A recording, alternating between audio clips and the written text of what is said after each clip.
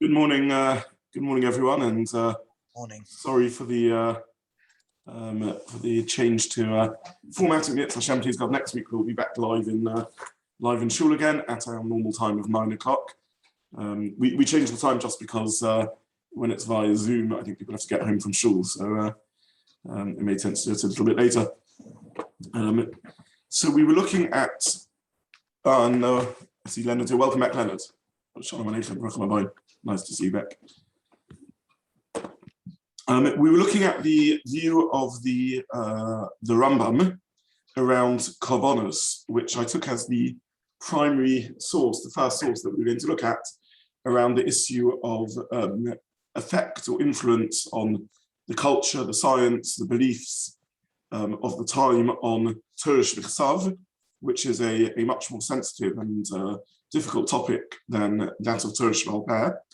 And I think we left things last week with the view of the Rambam, which he says in his Mo Nevuchim, that the only way to understand korbanos is to view them in the context of a response to pagan practice. And since pagans at the time used this as a mode of expression of avodah zarah, of service of the pseudo-divine, the pagan divine that they worshipped. Therefore, the Torah took this and adapted this method of worship, which was the one known and understood by people, and adapted it to the service of the divine of HaKadosh Baruch Hu. And this explains the structure of korbanos. This also explains the animals that are sacrificed, and they are those which were given avodah zarah, pagan sensibility at the time, those which were considered to be paganly significant, whether it's the lamb in Egypt, whether it's the cow in India, etc. These are the ones which are offered, and the concept behind this is that of reflecting the values of using the values or the methods of service at the time, and adapting this to the service of HaKadosh Baruch Hu. So this is the position that the Rambam argues. Now, the question is, how do we understand this in the both within the immutability and permanence of the Torah? Torah is something that is there, kodem ma'aseh bereishis, before the creation of the world. How do we understand korbanos as merely a reflection of the time? How do we understand the centrality of korbanos to the service of Hashem? And how do we understand it that this is found before even the dawn of paganism, with the children of Adam, for example, Cain and Havel, already offering sacrifice? Some of these questions are raised by the Ramban, Nachmanides, against the Rambam. And the Rambam himself, as I think we read last week, at the end of Hilchos Me'ilah, speaks about this, and he speaks about the role of chukim and the centrality and the importance of not questioning chukim which we don't understand, and not trying to diminish their importance. So this is the question on the Rambam and how we're meant to understand his view. And I think I mentioned last week that there are two ways to go on this one, two directions one can pursue, one of which is a little more controversial, one of which is a little less controversial. And the less controversial approach is that one can suggest that this reflects something fundamental about human nature. In other words, it is true that the Rambam is saying that korbanos are a response to pagan ways of worship. However, there's something fundamental in us human beings that draws us to paganism. It's a aspect of self which is in a sense innate to human beings. We look at the world and we are drawn to view the world as somewhat as containing a multiplicity, containing a multiplicity of forces. We don't naturally and easily and intuitively see the oneness, the unity behind the world. It takes considerable effort to arrive at that insight, even post Matan Torah and certainly pre the giving of the Torah. And therefore, whether in the dawn of human history, Cain and Havel, and whether at the end of human history, as we enter the Yemos HaMashiach, the Rambam points out that even in the era of Mashiach, Rambam's view is human nature doesn't fundamentally change. We still perhaps face choices and decisions that we need to make. We are the burden of life, the challenge of life, the difficulty of life, the exile, the challenge of earning a living and surviving. These things are eased to allow us a focus on Avodas Hashem, a focus on the worship of Hashem, and nonetheless, the primary aspect or dimension of human nature remains, and therefore Kabbalas remain for all time, because we are always drawn to paganism and always need that effect. So this is one way of understanding the view of the Rambam. Before I go further and we look at the other more difficult way, I just want to share, taking advantage of the fact that we're back on Zoom, some of the writings of the Rambam around these matters and the degree to which he took them seriously in his Mo'er Nevuchim, in his Guide to the Perplexed and his other writings. I'm just going to share the screen for a couple of moments whilst we look at some of these writings. And the first source is the Rambam in his letter to Provence, to the Chachmei Provence. So I've mentioned the Chachmei Provence, the scholars and the sages of Provence before. Provence is in South France, just north of the Pyrenees. It's on the border between two very, very powerful communities. To the south is Muslim Spain and the golden age of Spanish Jewry, of which the Rambam is an expression, who are studying science and philosophy and on some level or other grappling with how to integrate this or deal with this in the context of their Yiddishkeit and their Judaism. To the north of Provence is Ashkenaz and North Sarfat, North France, where the Bali Tosfos, Rashi and his descendants live, and they are not really engaging with science and secular philosophy at all. And Provence is caught between these two worlds. At the time, it itself is an important community, not as large and as important as Ashkenaz to the north and Sfarad to the south, but nonetheless an important community. It is on the interface between the two, and fascinated and horrified both by the writing of the Rambam. Refugees from Spain in the life of the Rambam is taken over by Muslim fundamentalists. The Rambam runs away to Egypt. Some other refugees, famously the Ibn Tabrun family in particular, run to the north, to the Pyrenees, over the Pyrenees to Provence, and they bring with them the writing of the Rambam in Arabic. The Ibn Tabrun family translates the writing of the Rambam in Arabic and gives access to it to Provence and eventually to northern France. When it arrives in northern France and even to Provence, there are those who call for its banning, and others are fascinated by the Rambam. They can't work out what to do with this figure, who on the one hand is clearly a serious Talmud Chacham, and on the other hand yet so different to a lot of what they've met previously. And they engage in correspondence to the Rambam back and forth. And we have a very, very vital literature as a result, letters from the Rambam, which help us understand some of his viewpoints, because he is asked for clarification by the Chachmei Provence for many of his views. And fortunately for us, as a result, he corresponded and answered much of this. And listen to what he writes in his letter to Provence. He says, we'll look at it in the English here. He says, know my masters, I myself have investigated much of these matters. The first thing I studied is a science which is called judicial astrology, the science by which man knows what will come to pass in the world, in the kingdom, etc. I've also read all matters concerning all idolatry. So it seems to me that there does not remain in the world a composition on this subject that was translated into Arabic from other languages that I have not read and understood the subject matter and plumbed to the depth of its thought. So the Rambam seriously reads books of idol worship because he's convinced that this is the only way to understand the context of the Torah. From these books, it became clear to me what the reason is for all these commandments that everyone comes to think of as no reason at all. In other words, what we call chukim, of course, have reason that we humans can comprehend. And the point of chukim is that they are a chok, they are responding to circumstances at the time, and it is only by knowing the historical circumstances at the time through which we can understand these mitzvahs and their importance. And then he says, I already have a great composition in this subject in the Arabic language. By that he means the Mo'er Nevuchim, with lucid proofs for every single commandment. And so he goes on. So I'm right that he engaged seriously with Avodah Zarah. He thinks he read every book available in Arabic about pagan beliefs for which we can understand. And then he carries on, and in the next source, in his Mo'er Nevuchim, he writes, similarly, if you look at the second paragraph in the Mo Nevuchim, I say that my knowledge in the belief, practice, and worship of the Sabaeans, these were a pagan cult in the Arabian Peninsula, have given me an insight into many of the divine precepts and has led me to know their reason. And so on, the great book on the subject, he writes the book, he's read on it. He says, all these books which I've mentioned are works on idolatry, translated into Arabic.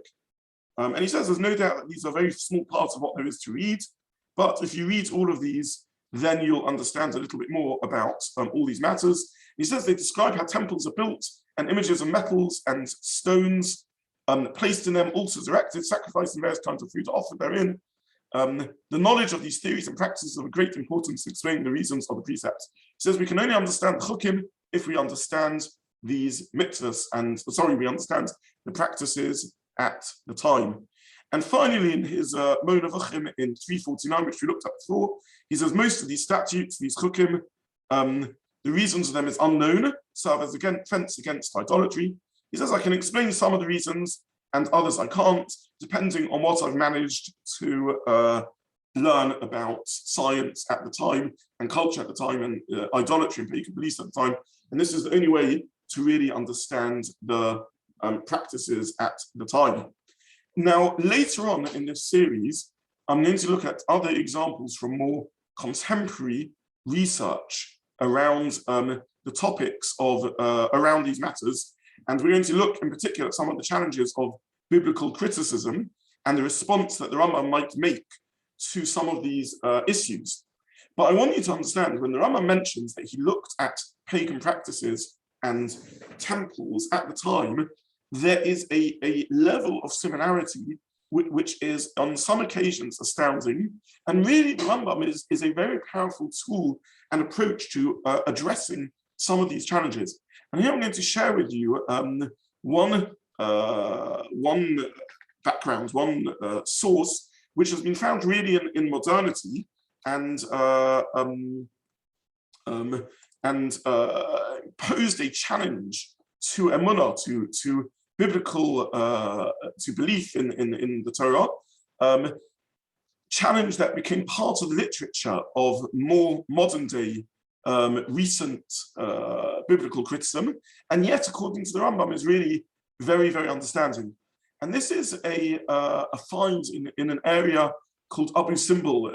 In Abu Simbel, there were two massive rock-cut temples, which we're talking here on the western bank of Lake Nasser. It's about 150 miles southwest of Aswan. And there were twin temples carved into the mountainside about 3,300 years ago.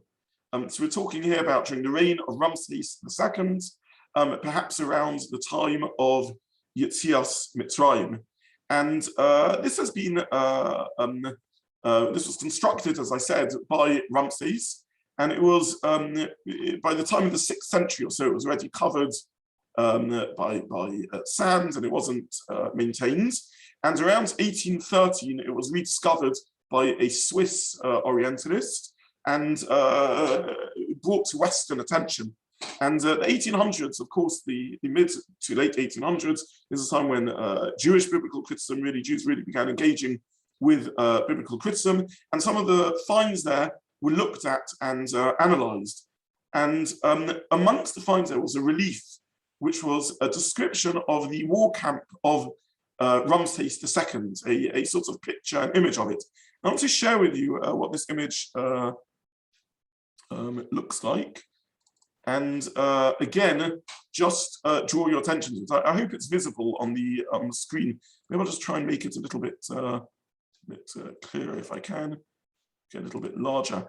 So this is the relief found on the wall in Abu Simbel, and it shows the warriors of Ramses going to battle. Now we can see features with which we are very familiar. So, for example, in the top right, you can see the high tech of Egyptian weaponry. And in fact, these are images shown throughout. So, for example, down the middle, you have a long line of this. This, of course, is Sus V'Rochvei, the horse and its rider. The Egyptians breed war horses. They discovered the technology to make lightweight carriages pulled along by the horses, in which one person can stand and can hold a sword or a spear or even a bow and arrow and shoot. And this is what gives Egypt its technological edge over over its enemies. And this is something well referenced in the Torah. The wheels of these carriages, for example, getting pulled off as they are drawn into the sand, the wet sands or wet soil at the base of the Yam Suf, when the Egyptians enter into Yam Suf and so on and so forth. So there's much with which we are familiar. In the top right, you can see these carriages crushing the enemy. Sorry, top left, you can see the carriages crushing the enemy. And much of this relief has been interpreted. Now, one aspect of the relief, which I hope you can see, is here, this little square in the middle. And maybe I'll just try and blow up even larger this little square, just so you can see it as clearly as possible. I'll put it here right in the, it's one size too large. I'll put it here right in the middle. Now, what this is the center of the camp of Ramses, which seems to be a center of the encampments as they travel out to war. From what we understand, it's some sort of mobile camp because it's part of the relief describing his battle camp. And it seems to be an outer courtyard with an inner sanctum. And in the sanctum, you can see figures that are bowing.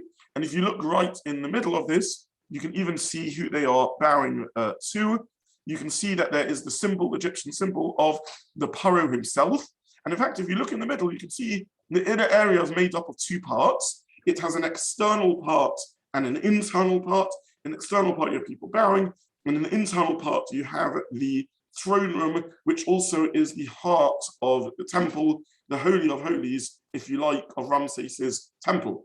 So zooming out a little bit, we see this sort of encampment in which you have an outer courtyard, then you have an inner sanctum in which there's a division, roughly 2/3 and 1/3 of an outer sanctuary and an inner, perhaps holiest space of sanctuary. All of this in this mobile sort of structure with pillars and beams behind. And here you get to the schematic diagram of this, in which there seems to be an uncanny resemblance or parallel between this and our Mishkan. And this is absolutely remarkable. David, I see you taking a photo. I'm happy to send you the PDF of this. Anyone who wants these sources inside and exact academic references, I'm happy to send people the articles themselves from which I lifted this. I hope everyone realizes, SheBichtav in terms of Shem Omro, that I am not an expert on Egyptian archaeology or any of these matters. I've lifted this just from my own reading over the years. And one sees over here a scary parallel between the structure of the temple, of the Ramses camp, and the tabernacle, the Mishkan, which of course we hold as so precious and is so central to the Torah itself. So this is a challenge that was raised by the biblical critics, and this is not something that the Rambam had access to. But the Rambam, as he does so often and so prophetically, really addresses the question 1,000 years ago, long before many of these sources are known. And the Rambam writes, as we saw in his Moreh Nevuchim and in his other sources, that we need to investigate and understand the practices at the time. We need to understand what the temples at the time looked like, how they were built, what festivals were celebrated in, meetings that were held there, the kinds of services, how they selected distinguished places, and what they did in their practices there, because only then can we understand what the Torah is doing.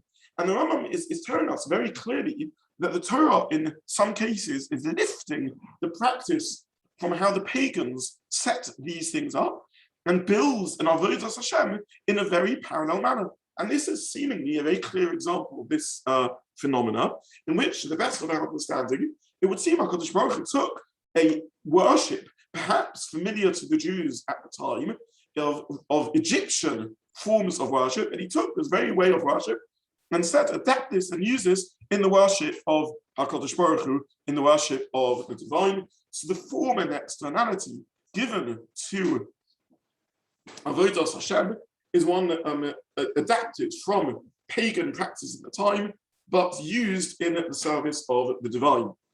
Now, I want to stress over here, I'm not taking sides, chas v'shalom, in what are very, very difficult and controversial matters.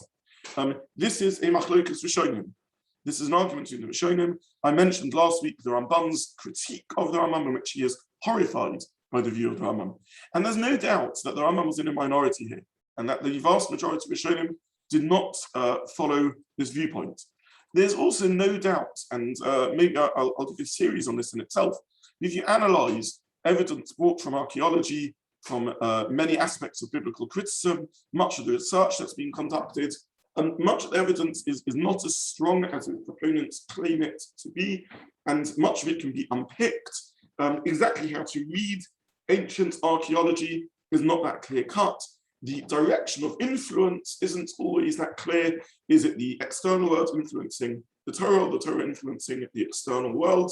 I'm not here suggesting a one-size-fits-all approach, nor am I advocating for one particular mahalach or path in this, and each person has to form their own judgment.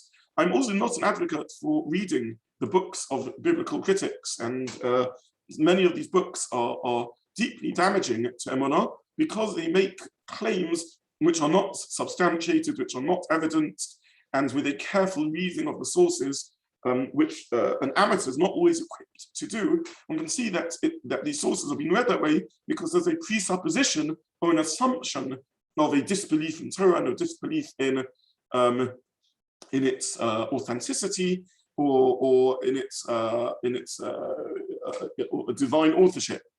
And were we to critique that assumption and read it the other way around with an emunah and a strength of belief, then the evidence and the archaeology and the insights of the biblical critics could be interpreted very differently. So I'm not here advocating for this particular viewpoint, nor for arguing particularly one way or another for the position of the Rambam or counter the Rambam. All I'm pointing out is that for those that read these sources or are interested in them and engage them and are bothered by these sources, it is fascinating to note that the Rambam took such an approach and was not disturbed by these ideas. I also want to reiterate, and this is triggered by a question that someone just wrote to me, how does this fit with Istakel Ba'araisa Bara'alma, with the Midrashic sources, the Zohar sources, that say that the Torah preceded creation? I want to point out again, and I said this right at the beginning, we are to a degree playing with fire over here. We need to be exceptionally careful. The ninth Ikka tells us about the immutability and unchangeability of the Torah. We have sources in Chazal of the Torah predating creation, and we have to be careful when we talk about these ideas and to what exactly we mean by what we are saying. Nonetheless, as I pointed out in the first year, and it's possible the person who posted me the question missed the first year, as I pointed out in the first year, we still need to understand what these sources exactly mean, because certainly the clothing that the Torah adopts is one which is influenced by the time.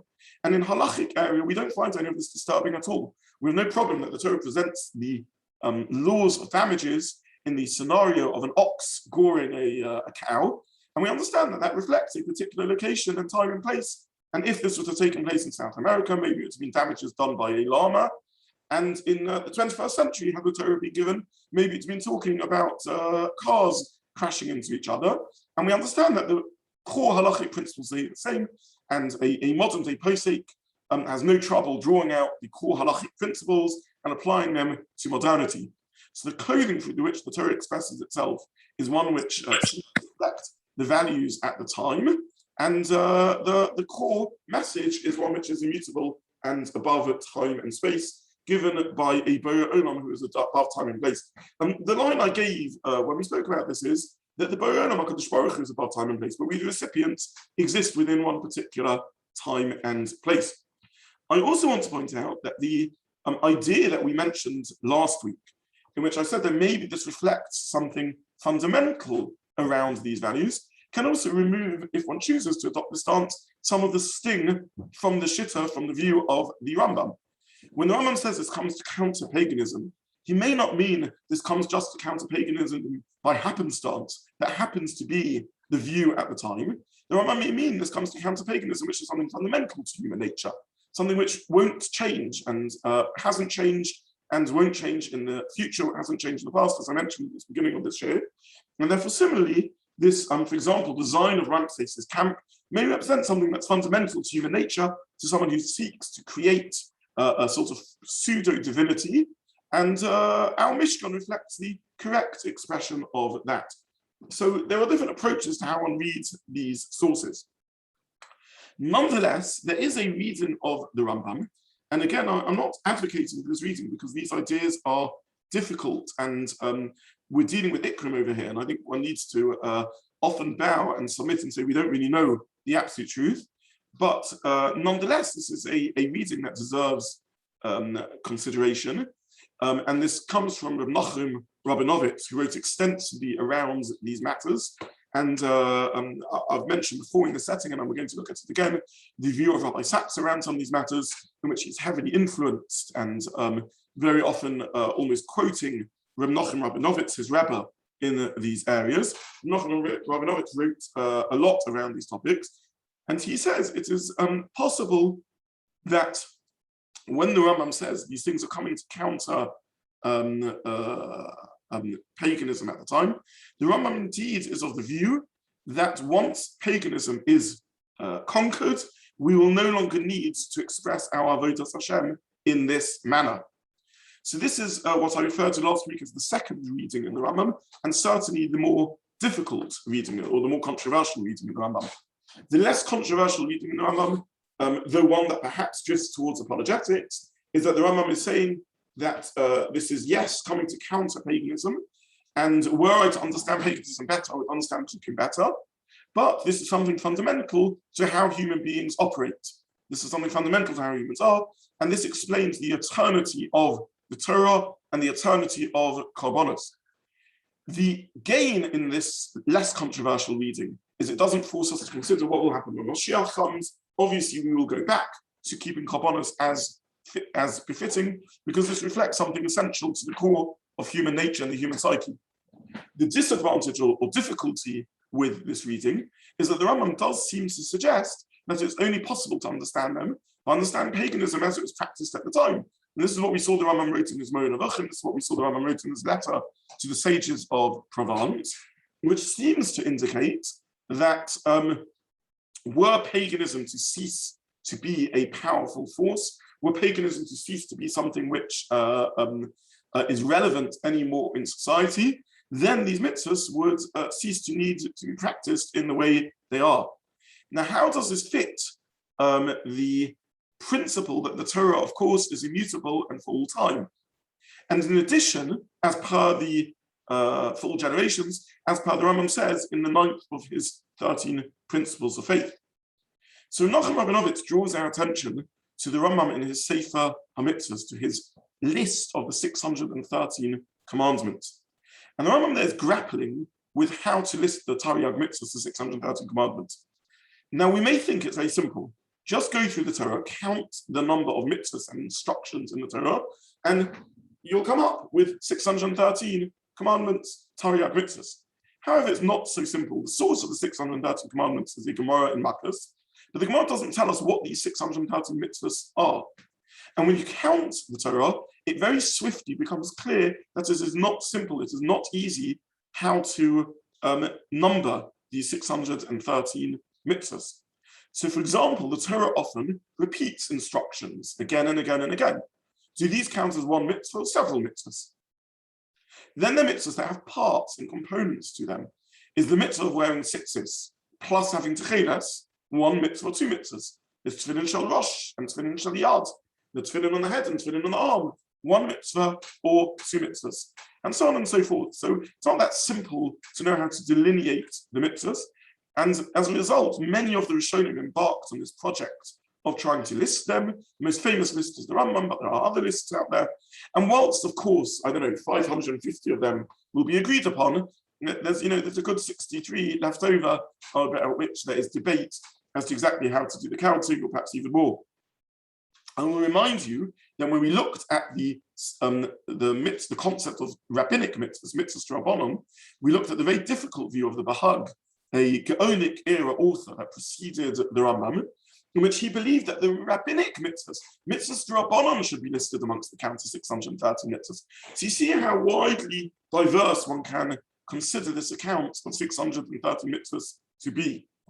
Now, to grapple with this issue, the Rambam wrote a number of shoroshim, of principles, at the beginning of his Sefer HaMitzvahs, in which he listed the rules through which he determined what should or shouldn't be counted as 600 amongst the 630 mitzvahs. And one of the principles he wrote is that it is only mitzvahs that exist for all time, not temporary mitzvahs. And thus, the mitzvahs, for example, that give instruction about how to build the Mishkan wouldn't be included in the list, because the Mishkan is a temporary stage. The mitzvahs which are fundamental to building the Mishkan, they're also connected with building the Mikdash. These are permanent mitzvahs. Similarly, for example, the mitzvah not to ascend Har Sinai, but to build a metaphoric fence around Har Sinai, not to go up Har Sinai. So the Rambam, this is not listed in the 630 mitzvahs, because this is a contingent mitzvah. It's a mitzvah that's only existed for one particular time, and then it ceased to exist. So says the Rambam in his explanation of what we do and don't list for the mitzvahs. Then the Rambam says, and this is the important point that Menachem Rabinovitz brings out, that don't misunderstand me. I'm excluding from my list of 630 mitzvahs, mitzvahs which only apply to particular temporary time and place, like not to ascend Har Sinai. But I'm including in my list mitzvahs which, once they are fulfilled, will cease to exist, because their fulfillment, their kiyum, exists for all time, because the mitzvah has now been nitkayem, the mitzvah has now been fulfilled. So, for example, there's a mitzvah to obliterate Amalek. Should this mitzvah be an eternal mitzvah listed amongst the 613, or a temporary mitzvah not listed amongst the 613? Says the Rambam, this is an eternal mitzvah, because the mitzvah applies to all time and all place until it is niskayim, until it is fulfilled. Once it's fulfilled, the mitzvah is done, and therefore the mitzvah doesn't cease to exist. It continues, it applies for all generations in concept, but in practice it has already been fulfilled. It's not dependent on one particular time and place, as are the commandments, which are unique to the Midbar, to the generation of leading Egypt. But it depends on the presence of its goals. Wherever the goal may be found, wherever Amalek is found, we have the mitzvah to destroy them. But once the goal is fulfilled and Amalek ceases to be, then the mitzvah is niskayim, and therefore doesn't find any practical fulfillment. The concept behind the mitzvah remains forever. So says the Rambam in his introduction to the Sefer Mitzvahs in his Shoroshim, which explains the principles of what we mean by an eternal commandment. And he deals with this in the context of other mitzvahs also. In other words, what this means to say is there is an eternal destructive force, which is Amalek. Therefore, there is an eternal mitzvah to destroy them. But once Amalek is vanquished and there is no Amalek being obliterated, there is no physical expression of this mitzvah anymore. Says Menachem Rabinovitz, when we analyze this, we therefore come up with a clue to our topic. The first point to mention is that despite the istakel ba'araisa, the source of the Torah precedes creation, obviously the mitzvah of destroying Amalek, which is one of the 630 mitzvahs, depends on the existence of a particular individual called Amalek. He founded a nation, a descendant, a grandson of Esau, etc. And again, we don't have a problem with that, because we recognize it reflects an eternal value.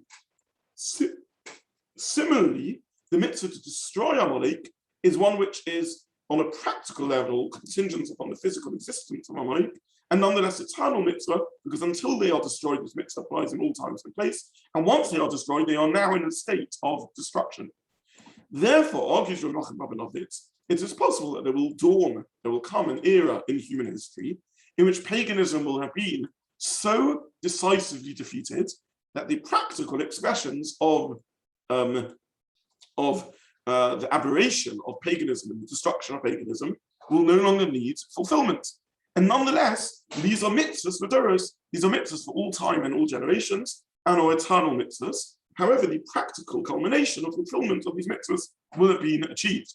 So, for example, we have a mitzvah which is a mitzvah for all time, to destroy and to grind down and destroy the altars of pagan worship. Once they are all destroyed, this mitzvah won't find practical expression. And therefore it is possible and conceivable that the Rambam would agree that once such pagan practices are destroyed, the mitzvahs which he understands to be those of countering paganism, even perhaps including the mode and modality of service of Hashem with a particular way in the Beis HaMikdash through the fulfillment of Kabbalas, perhaps the practical expression of these mitzvahs will no longer need to be fulfilled, not because these mitzvahs are not eternal, they are eternal, but because they have achieved their goal and their aim, and human spirituality will now move on to other endeavors and other fulfillments, because we will have vanquished that particular dragon, we will have destroyed that particular force for evil, and no longer need to engage in it in the same way as we need to engage up to now. So this is a, excuse me, this is another expression of another way of reading this Rambam, in which on a practical level, maybe there will dawn a time in which we no longer need to practically offer these korbanos, not because chas v'shalom these mitzvahs are not eternal, but because the practical fulfillment of them has been achieved, much like the destruction of Amalek and the like, as per the principle the Rambam outlines in his Shirashim, in his rules of delineating the 613 mitzvahs. Now, again, I want to stress, the Rambam in Mo Nevuchim itself is difficult enough to understand, is controversial enough. The reading in the Rambam put forward by Menachem Rabinovitz is a difficult ruling. I'm very, very sensitive that we are talking here about Ikrei Emunah, about the 9th principle of the 13 principles of faith. And therefore, it is important, I feel for myself personally, for all of us, to adopt a stance of tentativeness and a sort of epistemological modesty, a modesty about what we can and can't know around these matters, and to recognize that ultimately these are questions which I think remain unresolved, both because many Rishonim argue around these, senior Rishonim like the Ramban critique the Rambam very heavily around these concepts, and because exactly how to read the Rambam in these sources is not entirely clear. Nonetheless, I think these are important matters to speak about, both because they, for those that do grapple with these issues, they present important answers. For those of us that wonder about the Korbanos, that wonder about some of these sources, like the Mishkan and how they work, and perhaps sometimes find clear and fulfilling the answers that are offered, and on other occasions find them less clear and fulfilling, the Rambam certainly presents an alternative reading, an alternative way of understanding these topics, which I think are important for us to know. Someone wrote to me in the chat group, the Rabbi Sachs this week wrote about this, or was published in his name, obviously, right this week, about the Akedah and the role of the Akedah as prevalent to child sacrifice at the time, countering the view of child sacrifice at the time. Yeah, he does write about this. I happen to find that particular piece a little bit more difficult, though it's an important piece. And equally, I don't think there's anything controversial around that piece. The idea that Avraham Avinu is commanded to do something to counter a particular belief at the time, I don't think that's controversial. I don't think in principle any of the Rishonim would struggle with that idea. The particular argument Rabbi Sachs is putting about Akedah, I think is, in my humble opinion, a little less convincing in that particular context. However, the issue here is not instructions to Avraham Avinu. When it comes to those, I don't think anyone would debate the idea that he's been taught things explicitly to counter the influence of paganism in the world. Where this gets difficult is when we're talking about mitzvahs, which are eternal, part of the core texts and values of the Torah, particularly, as I said, korbanos, which are really at the center of the structure of the Torah. Okay, so we've started with korbanos as our primary source for looking at the influence of Torah on the influence of culture and society on the Torah itself. And the reason I started with korbanos is because this is the place where, to the best of my limited knowledge, we most explicitly find the Rishonim arguing around this. We find the Rambam and the Ramban and others discussing these ideas, and therefore it is the primary location which I felt made sense to talk about these things. Next week, we are going to look at other sources, including further thoughts from Menachem Rabinovitz and Rav Kook, some of which are shared before in the past, around the influence of morality and secular morality at the time in understanding Torah and the values of the Torah. So we're going to briefly revisit some of those looks, even though I've spoken about them in more depth in previous times when we looked at morality. And then in the weeks after that, we're going to look at, actually, again, some of the insights of biblical criticism, or more accurately, some of the examples raised by comparative insight into the practices of the Near East at the time, and the ancient Near East at the time.